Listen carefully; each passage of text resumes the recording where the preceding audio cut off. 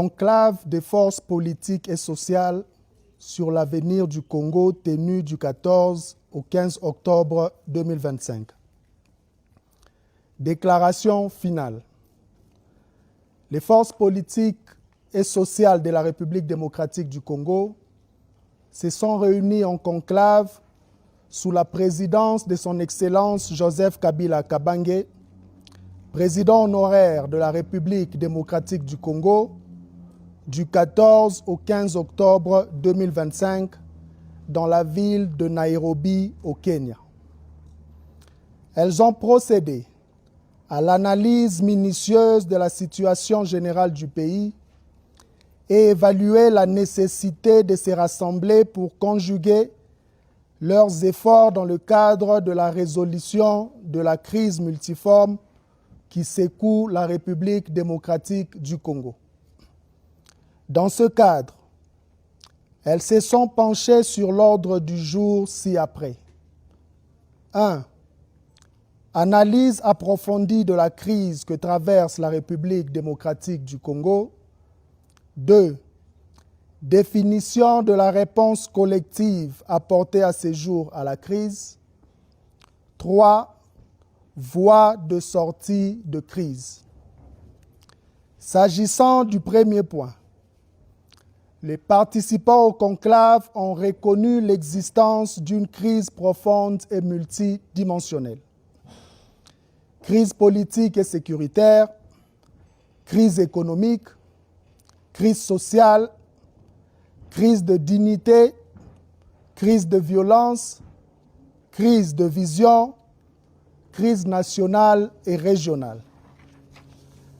Ainsi, sur le plan politique, la double crise de légitimité et de légalité qu'accusent les pouvoirs en place depuis plusieurs années et en particulier depuis les violations intentionnelles et successives de la Constitution et le reniement de l'accord global et inclusif par le pouvoir en place, lesquels avaient permis pourtant la réunification du pays, la réconciliation nationale et l'instauration d'un nouvel ordre politique ont été à la base de la crise profonde que connaît le pays.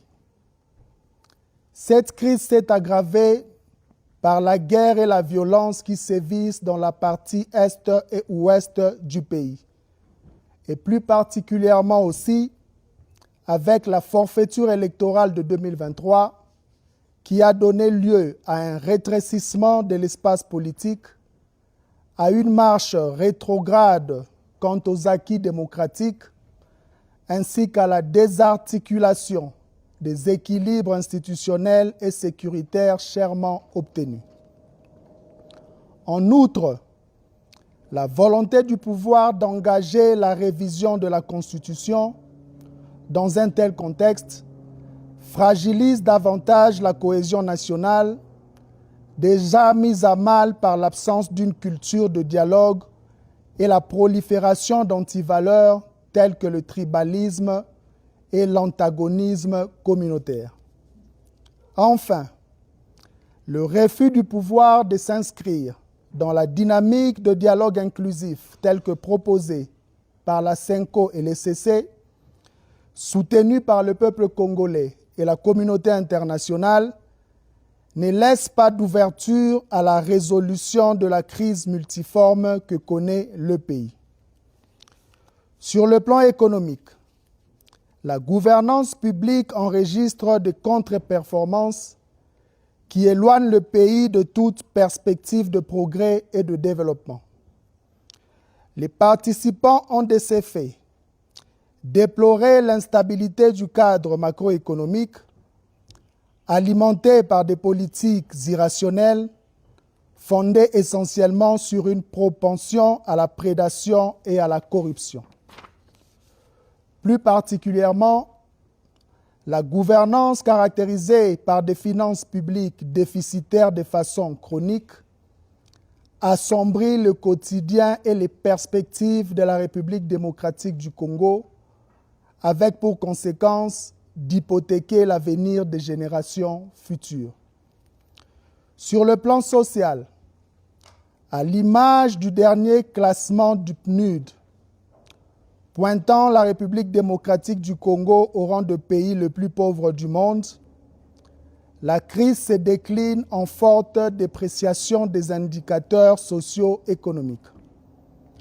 Le quotidien des Congolais est ainsi marqué par une inflation galopante, accompagnée paradoxalement d'une appréciation factice du franc congolais, la rareté des services de base tels que la desserte en eau potable et en électricité, la dévalorisation de l'éducation nationale et les difficultés d'accès aux soins de santé primaires.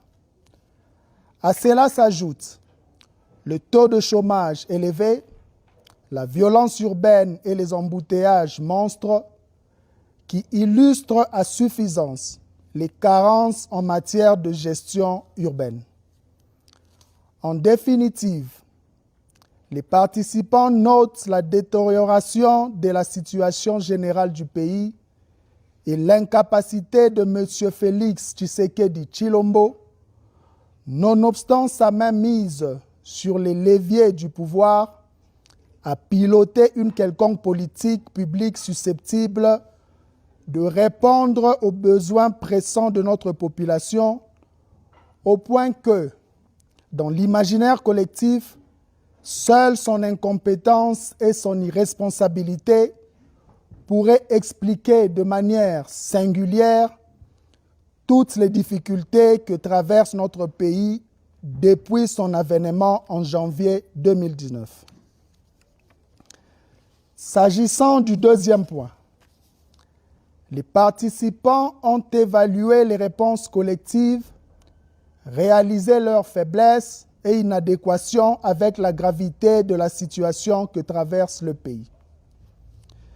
S'agissant du troisième point, fort du diagnostic posé avec rigueur, les forces politiques et sociales réunies en conclave sur l'avenir du Congo, 1. Constatent avec gravité la détérioration continue de la situation sécuritaire dans l'Est du pays et ce, en dépit de la tenue des négociations directes à Doha au Qatar entre le gouvernement congolais et le mouvement AFC/M23. Lesquelles négociations ont conduit à la signature, le 27 juillet dernier, de la déclaration de principe assortie de plusieurs engagements dont la cessation des hostilités entre parties au conflit, ainsi que le mécanisme de surveillance et de vérification du cessez-le-feu en République démocratique du Congo, signé le 14 octobre 2025. 2. Dénonce avec fermeté la dégradation de la situation sécuritaire dans les provinces de l'Ituri et du Nord Kivu, sous administration militaire dans le cadre de l'état de siège. 3. Expriment leur solidarité et réaffirment leur proximité patriotique à l'endroit de tous les compatriotes victimes de violences de tous ordres dans la partie est de notre pays, dans le Kwango, dans le Kwilu, dans le Mai-Ndombe, ainsi que dans les centres urbains de Kinshasa et du Haut-Katanga. 4. Réitèrent leurs préoccupations quant au contexte politique du pays, marqué notamment par la réinstauration de la dictature, par l'union sacrée convertie en parti unique, le rétrécissement de l'espace démocratique, l'instrumentalisation à outrance de la justice à des fins de règlement des comptes politiques, la confiscation de moyens de l'État à des fins de propagande et de pérennisation d'un pouvoir illégitime, fondamentalement dressé contre le peuple. 5. Affirme que le règlement définitif de la crise politique, délibérément créé et entretenu par Tshisekedi Tshilombo, passe nécessairement par la tenue d'un dialogue inclusif, sincère, sans sujet tabou et dont les conclusions sont imposables à tous. Elle récuse donc, de la manière la plus formelle, le monologue projeté par M. Tshisekedi Tshilombo et réaffirme en conséquence leur soutien au pacte social pour la paix et le bien vivre ensemble en République démocratique du Congo, initié par la mission conjointe ECC-5O. 6.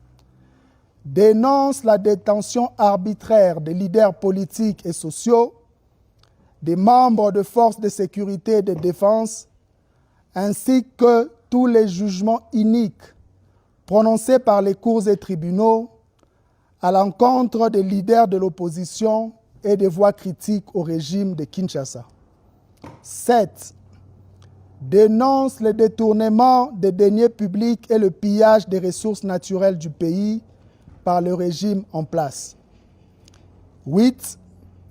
Décide de se rassembler dans un cadre dénommé Mouvement Sauvant la République démocratique du Congo, en abrégé Sauvant la RDC, Tobikisa Ekolo, Tuokowe Taifa, Tupandishai Jitunga, Beto Mvulusa Insi, de prendre contact avec tous les Congolais opposés à la dictature afin de mener à l'unisson des actions en vue de mettre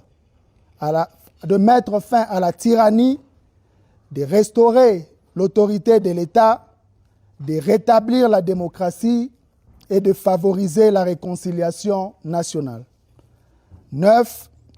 Décide d'engager une grande offensive diplomatique afin d'éclairer les pays frères d'Afrique ainsi que les partenaires extérieurs sur la crise qui déchire notre pays, ses causes profondes et les voies pour y mettre fin de manière efficace et durable. 10. Décide de s'approprier les 12 priorités visant à restaurer le Congo proposées par son Excellence Joseph Kabila Kabange à l'occasion de son adresse à la nation du 23 mai 2025 et en particulier celle relative à la mise à terme de la dictature. 11.